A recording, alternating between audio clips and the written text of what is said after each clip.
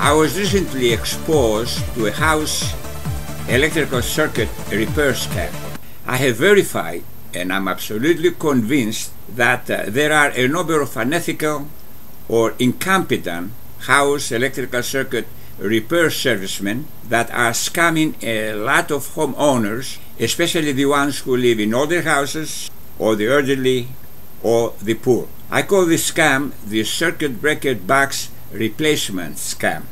The purpose of this video is to give you enough information to be able to know something before you call a repairman over, so you'll be able to detect half-truths or scamming statements. And you might get enough information from this video to be able to diagnose your own problem and even fix it. Now, what an individual should do, if they are computer literate, they should go on the internet and thoroughly research the problem before they call a serviceman. Unfortunately, the poor or the elderly do not have internet access. The individuals who are scammed by these people are too embarrassed to admit that they've been scammed, and so the public doesn't know what's happening. Now, here is my personal experience with this type of scam. One morning I woke up and my wife says, you know, the refrigerator doesn't have any power. So I said, did you check the circuit breaker? The circuit breaker was working, but there was no power in the outlet where the refrigerator was plugged in. So I took my voltmeter and I went downstairs to the circuit breaker box, and I found that the circuit breaker was working. There was voltage there, but there was no voltage, there was no power by the outlet behind the refrigerator.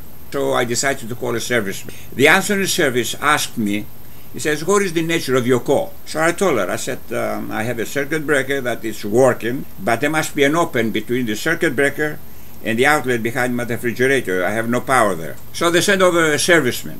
So I took the serviceman in front of the circuit breaker box. I showed him the circuit breaker. I said, look, it's working.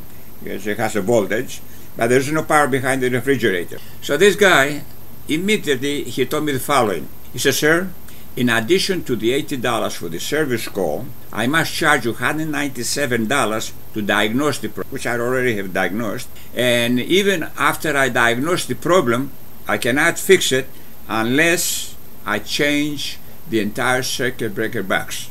Needless to say, my jaw dropped to the floor. So I say, look, $80 for the service call, $197 to diagnose the problem, which I already told you, and that circuit breaker box, it probably costs $1,000. He says, no, it doesn't cost $1,000, it costs $1,500. So here we're talking, just for starters, we're talking around $2,000. After my initial jolt, no pun intended, I say, my good man, take this $80 and please leave.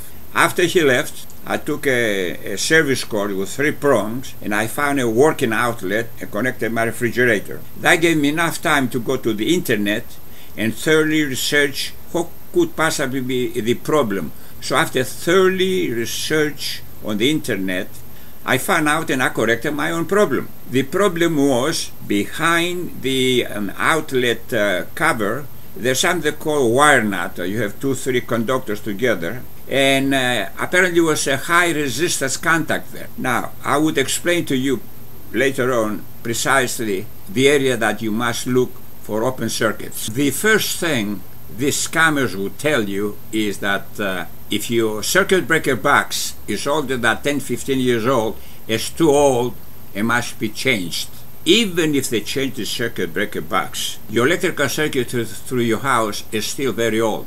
The wiring will be the same, all the outlets, all the switches, all the junction boxes will still be very old. The majority of the problems are loose connections, high resistance contacts, or damaged electrical wiring by house construction, and that's all over the house, not by the circuit breaker box. Now, to be fair, let me tell you when changing of the circuit breaker box is indicated. You want to change the circuit breaker box if you take the cover of the circuit breaker box and you notice that a lot of the connection, a lot of the screws show rust.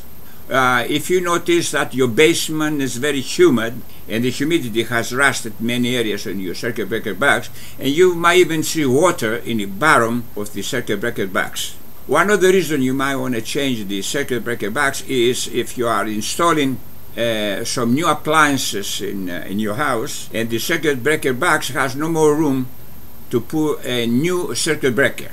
A lot of owners don't like the old circuit breaker boxes with fuses, although fuses are just as good as the circuit breakers. Now, those are some of the reasons you might want to change the circuit breaker box. And now, for the situation that you need to add circuit breakers, you can always add a sub panel.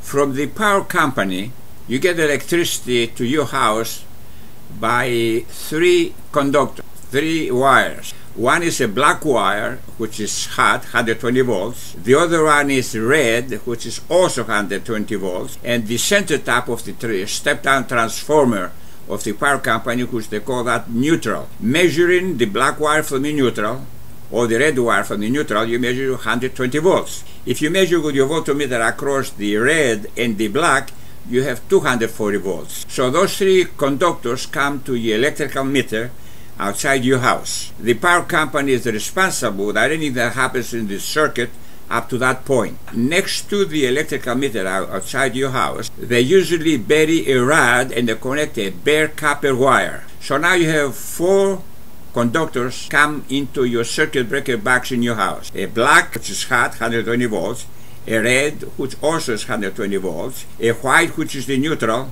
and an earth ground, a bare copper wire.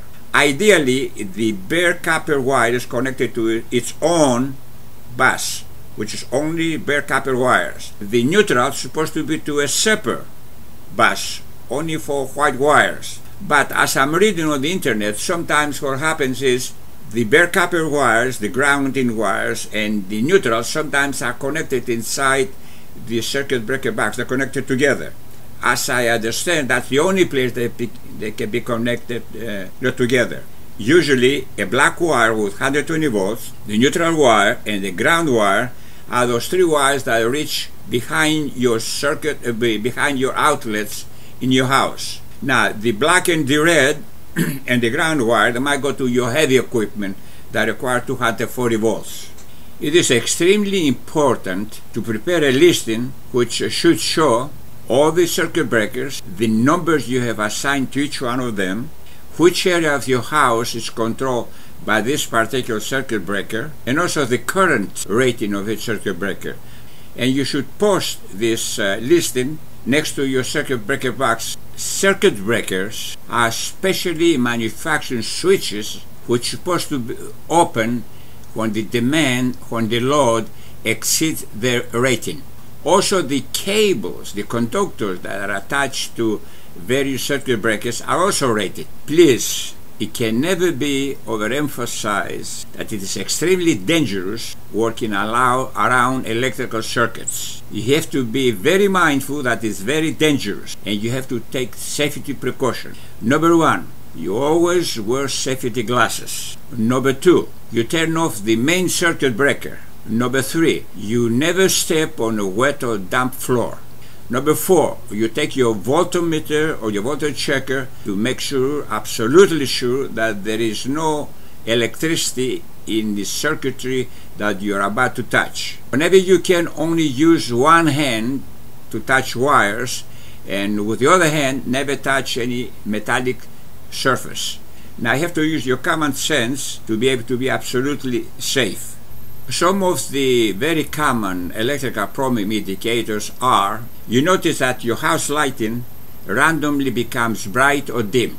You look at the cover of a switch or an outlet and you see discoloration like was exposed to a lot of heat. You go by your circuit breaker box and you hear a buzzing. You have some circuit breakers that they trip quite often. You touch a metallic surface of one of your appliances and you get a little shock. All those are indicators that you gotta take immediate corrective action. Most of your house electrical circuit problems are usually not found inside your circuit breaker boxes. Usually those problems are associated with electrical outlets, with switches, and junction boxes, and are attributed to open wiring, loose wiring, high resistance connections, which can cause arcing, and shorts. Or you put too many equipment in a particular outlet. One other problem is when sometimes you take an electrical outlet that was designed to use a special outlet which is for copper and aluminum, and all of a sudden you put an outlet which is only for copper.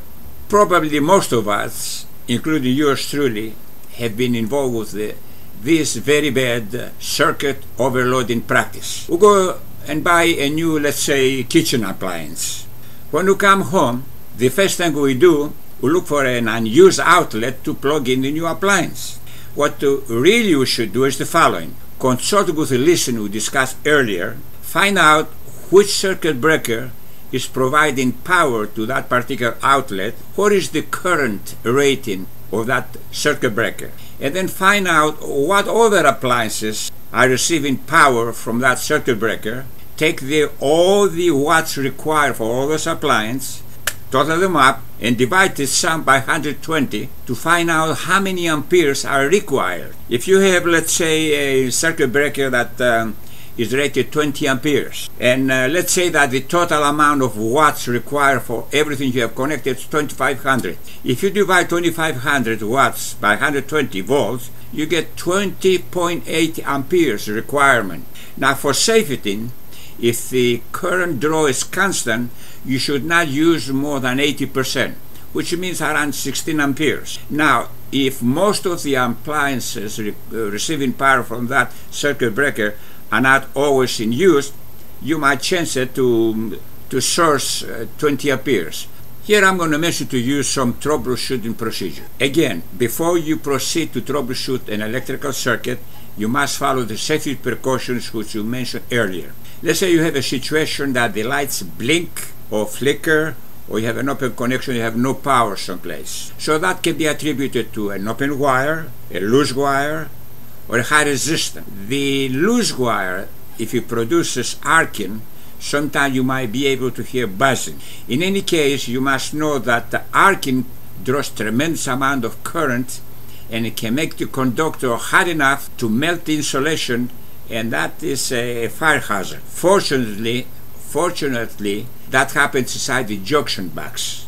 In any case, highly suspect are all the neutral white wires. That's number one, the neutral white wires. Look inside the junction boxes, unscrew the wire nuts, and clean every conductor, put the wire nut back on. If you have some more receptacles that they used to have the backstop method of connecting the conductors, remove those conductors from there, clean them, and attach them to the screws provided to either side of the outlet. Because the conductor is round, okay? The metal that makes contact with the conductor, it has very little surface, and current travels at the surface of the conductor. One of the problems might be that you have lost power in some outlet, and you go down by the circuit breaker box and you cannot reset the circuit breaker. So the thing to do is you go and you disconnect all the appliances that are connected to that particular circuit breaker. Now, if the circuit breaker stays on, then you start reconnecting each one of those appliances until you find out which is the troublemaker.